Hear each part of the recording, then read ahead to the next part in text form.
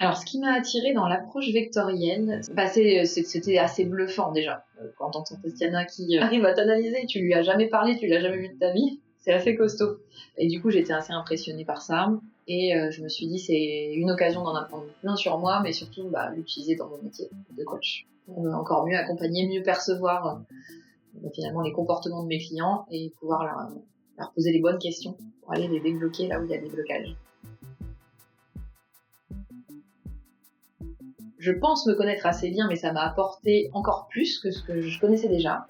Beaucoup aussi de déculpabilisation, parce que y a des côtés qu'on n'aime pas forcément chez soi, et de s'entendre dire que c'est tel vecteur, finalement ça déculpabilise de dire je suis pas toute seule à être comme ça. C'est normal, ok. C'est ok de ressentir ça ou de faire ça, et donc c'est vachement déculpabilisant. Et puis ça fluidifie aussi beaucoup les relations dans la famille, avec les enfants, comprendre ce qui se joue, avec la relation de couple, voilà. Je les utilise déjà pour moi, parce que quand je vois qu'il y a un truc qui va pas, je me dis attends, ok, alors j'ai plein d'autres outils, parce que pareil par rapport à mon métier, mais de temps en temps, c'est les vecteurs qui marchent le mieux, de temps en temps c'est autre chose, et de temps en temps c'est les vecteurs, et quand je vois que je tourne en rond sur un truc, je vais aller regarder aussi. Comment je vais nourrir tel vecteur? Ah oui, et si je faisais ça? Tout de suite ça va mieux.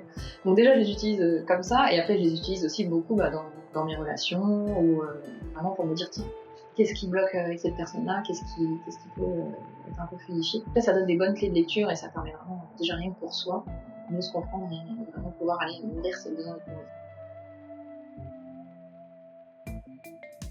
Je l'utilise déjà pas mal dans mon métier.